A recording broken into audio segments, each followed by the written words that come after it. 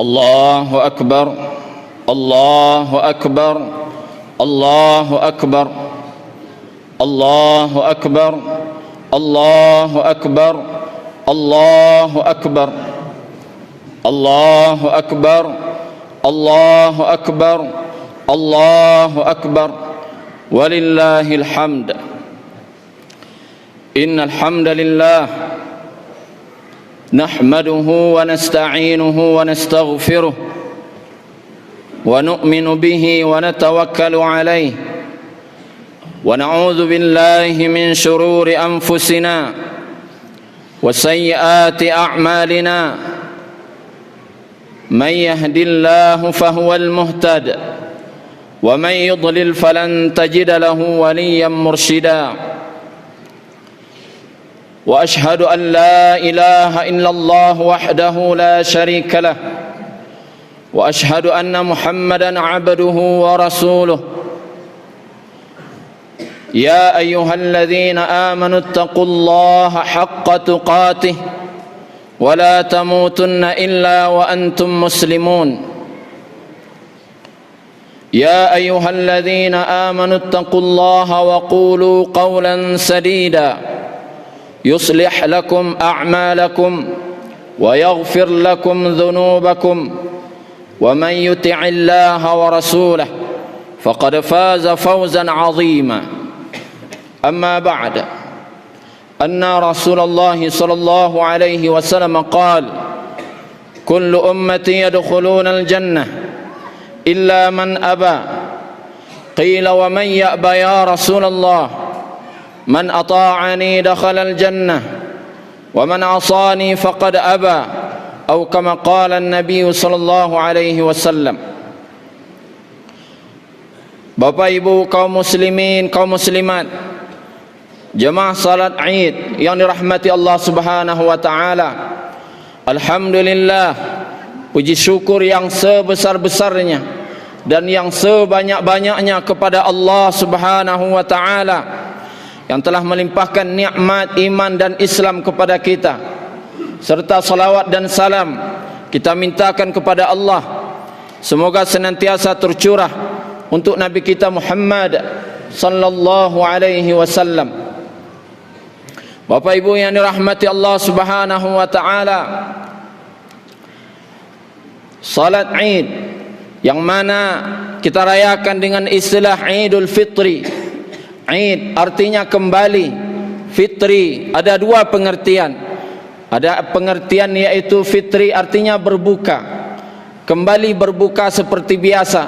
Sebelumnya berpuasa lebih kurang 30 hari, kemudian sekarang kembali berbuka. Kemudian fitri juga artinya fitrah, yaitu suci, kembali kepada kesucian. Kenapa dikatakan kembali kepada suci? Karena awalnya manusia itu adalah fitrah.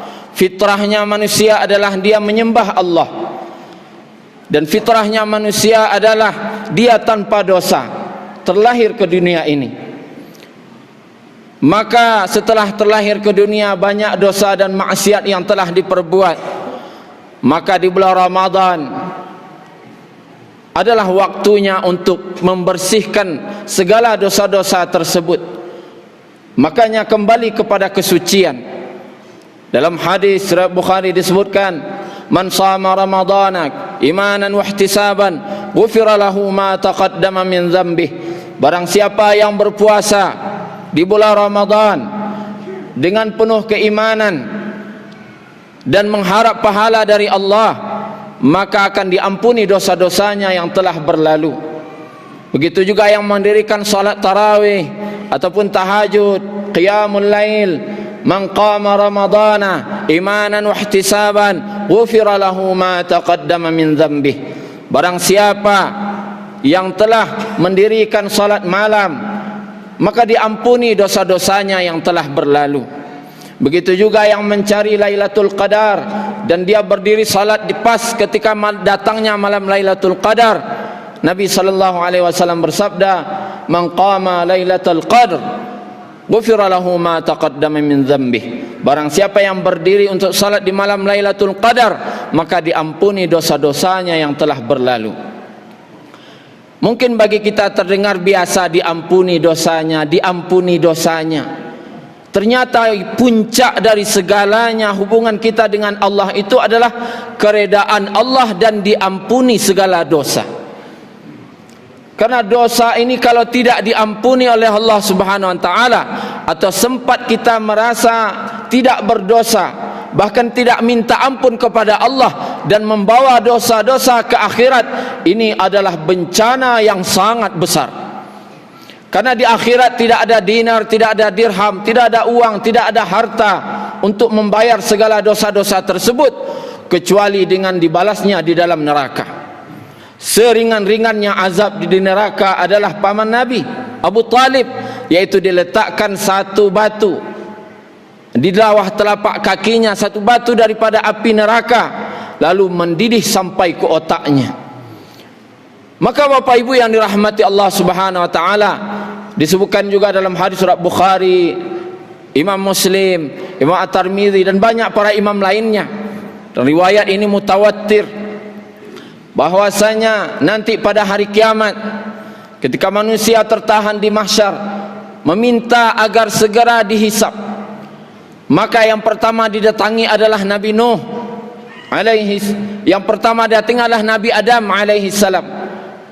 Tetapi Nabi Adam menolak untuk meminta kepada Allah agar segera dihisab. Kata beliau, saya bukanlah orang yang pantas melakukannya. Maka datanglah kalian kepada Nuh, karena dia adalah rasul pertama yang diutus. Karena dulu saya pernah berbuat dosa, kata Nabi Adam. Tidak berani saya minta sama Allah.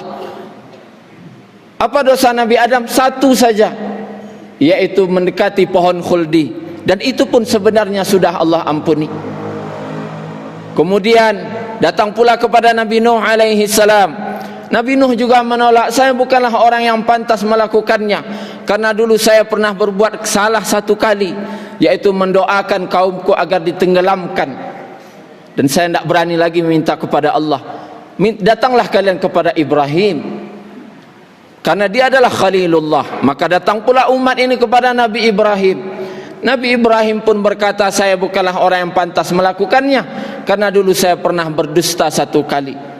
Apa dusta Nabi Ibrahim? Ketika beliau menghancurkan berhala, dan dihancurkannya berhala Raja Namrud.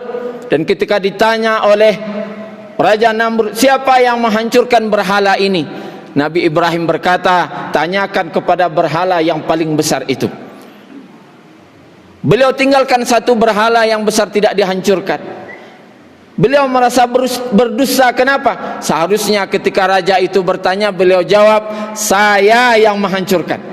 Tapi waktu itu beliau jawab, tanyakan kepada berhala yang besar itu. Dengan berkata begitu saja, Nabi Ibrahim sudah merasa itu suatu dosa. Kemudian datanglah kalian kepada Nabi Musa, karena dia adalah kalimullah.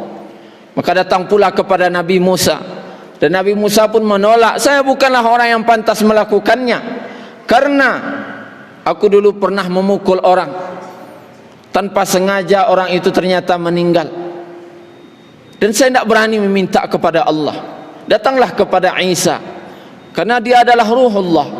Maka datang pula umat ini kepada Nabi Isa, dan Nabi Isa pun menjawab, saya bukanlah orang yang pantas meminta kepada Allah. Saya malu karena saya ini hanya seorang hamba, tapi disembah, dianggap Tuhan oleh kaumku.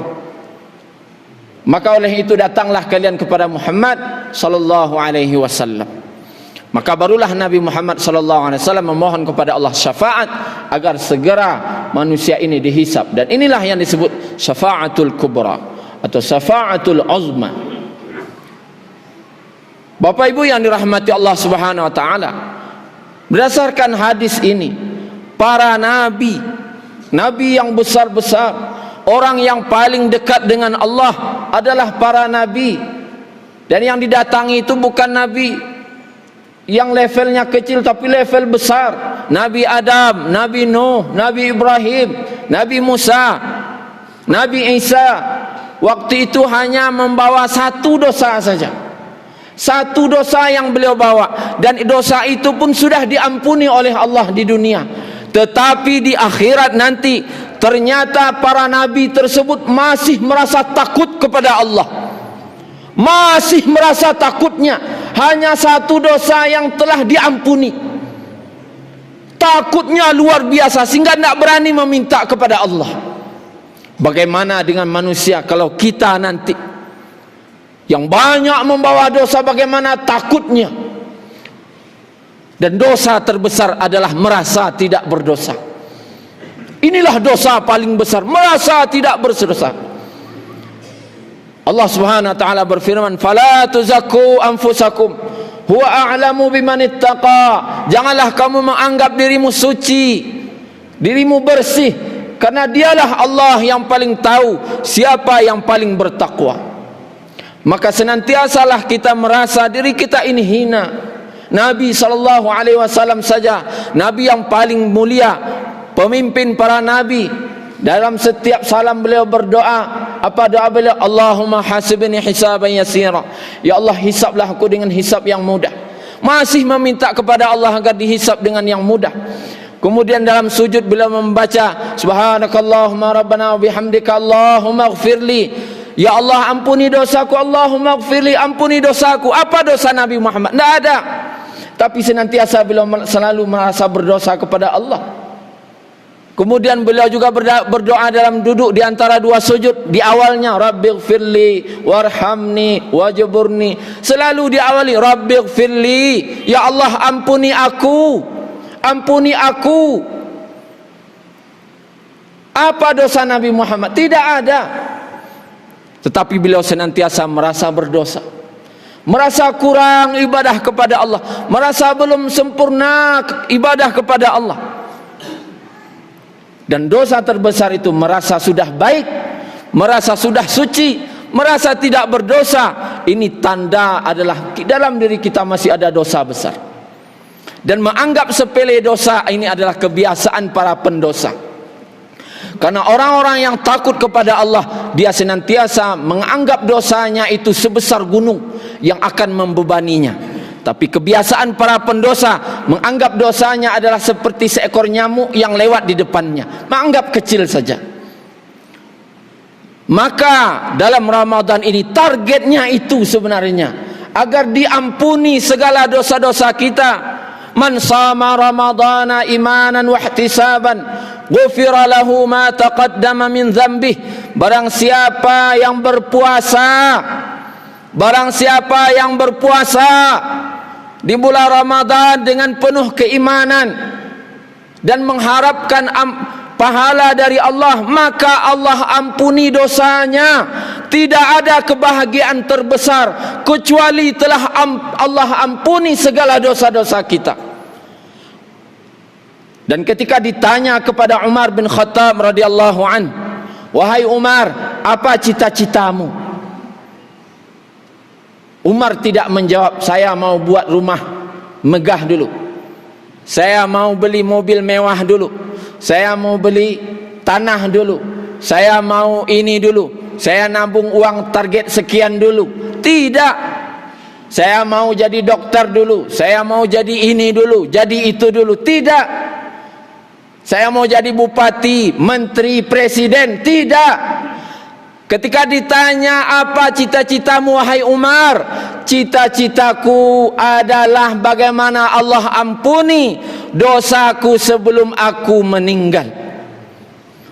Karena celaka seorang hamba apabila dia meninggal tapi dosa-dosanya belum diampuni. Maka kita renungi sekarang, sudahkah dosa kita diampuni? Maka lihat apa tanda seorang itu puasanya sukses atau tidak.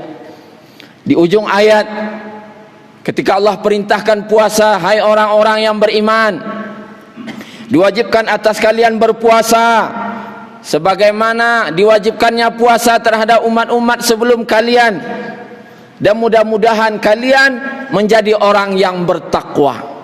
La'allakum tattaqun.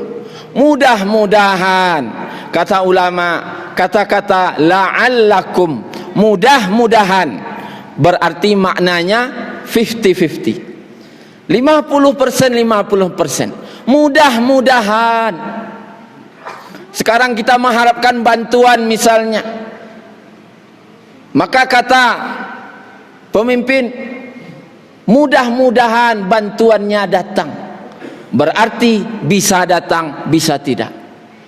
Maka bagi orang yang berpuasa, targetnya mudah-mudahan kamu bertakwa. Berarti tidak semua orang yang berpuasa mendapat titel takwa. Lalu bagaimana mengukurnya? Kita sudah sukses menjadi orang bertakwa dalam Ramadan ini atau tidak? Maka lihat arti takwa. Takwa secara kesimpulannya adalah mengamalkan perintah Allah, menjauhi larangan Allah. Mampu melaksanakan perintah Allah dan mampu menjauhi larangan Allah. Ini takwa. Dan takwa di sini menggunakan kata kerja fi'il mudhari'. Tattaqun. Fi'il mudhari' artinya kata kerja sekarang dan sampai masa akan datang. Artinya terus menerus, continue, senantiasa. Artinya mudah-mudahan kamu senantiasa melaksanakan perintah Allah dan menjauhi larangan Allah. Mudah-mudahan kalian terus menerus, sekarang dan sampai nanti. Maknanya segala kebaikan yang kita dapatkan dalam Ramadan ini, maka mampu kita praktekkan di luar Ramadan. Inilah artinya dia sukses dalam takwanya. Apabila kebaikan dalam Ramadan hanya dalam Ramadan kita dapatkan, tetapi di luar Ramadan terhenti, berarti gagal menjadi orang bertakwa. Karena takwa itu artinya terus menerus. Kata kerjanya fi'il mudhari', sekarang dan saat nanti dan seterusnya.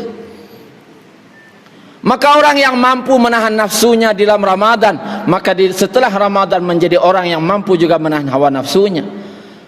Orang yang dalam Ramadan mampu menjaga lisannya dari menyakiti orang, maka di luar Ramadan juga mampu menjaga lisannya untuk tidak menyakiti hati orang lain. Dalam Ramadan dia mampu menahan amarah, maka di luar Ramadan dia juga mampu menahan amarah. Dalam Ramadan dia mampu mengamalkan kebaikan-kebaikan, di luar Ramadan juga dia mampu melaksanakannya. Berarti sukses dia menjadi orang yang bertakwa. Maka Bapak Ibu yang dirahmati Allah Subhanahu wa taala, inilah yang seharusnya menjadi renungan kita. Setelah Ramadan ini, mulai 1 Syawal ini, kita lihat hisab-hisab diri kita. Kita renungkan diri kita, sudahkah ada perubahan dalam diri kita? Karena perubahan inilah yang menjadi ukuran berhasil atau tidaknya. Kalau dengan dunia, mungkin ukurannya itu lihat kertas, ada ijazah, ada sertifikat. Tetapi bagi Allah tidak ada ijazah dan sertifikat. Lihat diri kita, jangan lihat orang. Lihat diri kita masing-masing. Apakah kita mampu melaksanakan segala ketaatan dalam Ramadan dan mampu juga kita lakukan di luar Ramadan? Hanya diri kita yang tahu dengan Allah Subhanahu wa taala. Kemudian Lailatul Qadar banyak, dan kita berniat melaksanakan Lailatul Qadar dan mencari Lailatul Qadar. Dan apa tanda Lailatul Qadar? Seseorang itu telah mendapatkan Lailatul Qadar. Yang jelas semuanya mendapati Lailatul Qadar, hanya saja kondisinya berbeda-beda. Ada yang mendapati Lailatul Qadar dalam beribadah, ada sedang baca Quran, ada sedang salat, ada sedang berzikir, ada yang tidur, ada yang bergadang, ada yang bermaksiat. Maka tentu yang akan mendapatkan faidah keutamaan Lailatul Qadar itu adalah orang-orang yang sedang beribadah kepada Allah Subhanahu wa taala. Dan tanda Lailatul Qadar itu bukan pohon sujud di tengah malam, air menjadi beku, bukan itu. Ukuran dari Lailatul Qadar itu mendapat atau tidak, maka Allah sendiri yang menyatakannya. Salamun hiya hatta matla'il fajr. Salam. Apa makna salamun? Keselamatan, kedamaian, kesejahteraan. Salamun artinya terbebas dari keburukan. Salamun artinya terbebas dari kekurangan. Orang-orang yang mendapatkan Lailatul Qadar terbebas dari kesyirikan. Kemudian dia terbebas dari kesyirikan dan cinta kepada tauhid. Yang mana sebelumnya ahlul bid'ah menjadi pecinta sunnah, yang sebelumnya ahli maksiat menjadi ahli ibadah, yang sebelumnya dia dalam kebodohan kemudian semangat dalam menuntut ilmu, yang sebelumnya dia adalah dalam keburukan kemudian setelah itu menjadi dalam segala kebaikan-kebaikan. Itulah orang yang mendapatkan Lailatul Qadar. Dan semoga Allah Subhanahu wa taala menjadikan kita semua adalah orang-orang yang bertakwa dan orang-orang yang mendapatkan Lailatul Qadar. Amin ya rabbal alamin. Allahu akbar. Allahu akbar. Allahu akbar. Allahu akbar. Allahu akbar. Allahu akbar. Walillahil hamd. Alhamdulillahi rabbil alamin. Bapak Ibu yang dirahmati Allah Subhanahu wa taala, di akhir khutbah ini khatib mengingatkan bahwasanya hari ini adalah hari Idul Fitri. Hari juga untuk kita untuk bersilaturahim. Maka yang pertama kali yang harus kita datangi pada hari ini adalah orang tua kita. Jangan datangi yang lain-lain dulu. Jangan bos dulu, jangan pimpinan dulu. Orang tua kita dahulu. Ayah ibu kita dulu. Kalau mereka jauh, mereka yang pertama kita telepon atau kita hubungi. Doakan mereka dan minta maaf kepada mereka. Kenapa? Karena reda Allah terletak pada reda orang tua. Murka Allah terletak pada murka orang tua. Dan surga terletak di bawah telapak kaki ibu. Dan Allah Subhanahu wa taala setelah memerintahkan beribadah pada Allah, maka yang kedua Allah perintahkan berbakti pada orang tua. Wa qada rabbuka alla ta'budu illa iyyah wa bil walidaini ihsana. Dan Allah telah memerintahkan agar hanya menyembah kepada Allah dan berbuat baik kepada orang tua. Setelah menyembah Allah, berbuat baik kepada orang tua. Maka yang pertama setelah kita hari ini beribadah, maka hubungan yang pertama harus kita jalin adalah dengan orang tua kita. Hubungan yang baik. Kemudian yang kedua, hari ini adalah hari silaturahim. Maka bagi orang-orang yang terputus silaturahimnya, terputus persaudaraannya, tidak bertegur sapa, sudah lebih dari 3 hari, maka jalinlah silaturahim pada hari ini lagi. Kenapa? Karena orang Islam hanya dibolehkan bermusuhan hanya paling maksimal 3 hari saja. Dalam hadis riwayat Muslim, Nabi sallallahu alaihi wasallam bersabda, "La yahillu lil muslim ay yahjura akhahu fawqa thalath." Tidak halal, tidak boleh, haram bagi orang Islam bermusuhan lebih dari 3 hari. Wa man yahjura akhahu fawqa thalath, barang siapa yang memusuhi saudaranya, tidak bertegur sapa, indak basapoan lebih dari 3 hari, wa huwa mata, lalu dia meninggal sebelum berbaikan, dakhalan nar, langsung dia masuk neraka. Dalam hadis Bukhari, Nabi sallallahu alaihi wasallam bersabda, la yadkhulul jannah qati'ur rahm, tidak akan masuk surga, tidak akan masuk surga orang yang terputus silaturahimnya. Tidak akan masuk surga orang yang memutuskan silaturahim. Kemudian juga dalam hadis riwayat Muslim, setiap Senin dan Kamis seluruh amal manusia diangkat kepada Allah. Makanya aku suka, kata Nabi, setiap Senin dan Kamis berpuasa, karena aku ingin dicatat amal terakhirku sedang berpuasa. Dan Allah berfirman kepada hambanya, kepada para malaikat, yaitu unzuru hadzaini, tahan 2 orang ini, perhatikan 2 orang ini yang sedang bertengkar, yang tidak bertegur sapa sudah lebih dari 3 hari. Perhatikan 2 orang ini, kata Allah, hatta yastaliha, sampai mereka berdua berbaikan. Maknanya apa? Allah tahan amal kebaikan, seluruh ibadah. Orang yang bermusuhan lebih dari 3 hari belum Allah terima sampai mereka berdua berbaikan.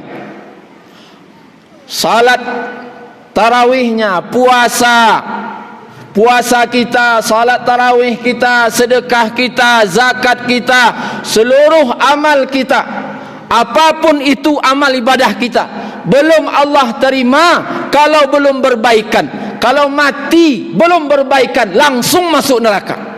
Kenapa? Di dunia saja belum, tidak Allah terima, apalagi di akhirat. Ini menunjukkan pentingnya berbaikan, menjalin hubungan baik sesama muslim. Jangan gara-gara beda pengajian tidak bertegur sapa. Jangan gara-gara beda partai tidak bertegur sapa. Jangan karena beda khilafiyah, beda mazhab lagu tidak bertegur sapa. Bodoh namanya. Karena persaudaraan Islam itu karena iman. Innamal mu'minuna ikhwah. Sungguhnya orang beriman itu bersaudara. Persaudaraannya iman. Innamal mu'minun. Orang beriman bersaudara. Persaudaraannya karena iman. Karena seiman dia bersaudara. Bukan karena satu pengajian baru bersaudara. Ini pemecah belah umat namanya. Bukan karena satu mazhab baru dikatakan saudara. Tidak. Tetapi yang dikatakan bersaudara satu iman. La ilaha illallah Muhammadur Rasulullah, berarti dia saudara. Adapun dia punya kekurangan, itu kewajiban untuk saling menasihati. Wa tawasau bil haq wa tawasau bis sabr. Saling menasihati dengan kebenaran. Siapa orang yang sempurna di dunia ini? Tidak ada. Tidak ada yang sempurna. Pasti ada kekurangan. Tetapi kita tidak mencari kekurangan orang. Tidak mencari aib-aib kekurangan orang Islam. Tapi kita cari kebaikannya. Adapun aibnya kita tutupi dan kita nasihati. Wa tawasau bil haq. Saling menasihati dengan kebenaran dan saling menasihati dengan kesabar. Bapak Ibu yang rahmati Allah Subhanahu wa taala, terakhir, mungkin kita telah banyak berniat di tahun ini, niat baik-baik. Ingin tarawih yang sempurna, ingin puasa yang sempurna, ingin amal i'tikaf yang sempurna sebagaimana tahun sebelumnya. Ada yang niat umroh, bahkan i'tikaf 1 bulan di bulan Ramadan di Masjidil Haram. Sudah ada yang berniat, tetapi tidak jadi. Tidak bisa sempurna dilakukan pada tahun ini.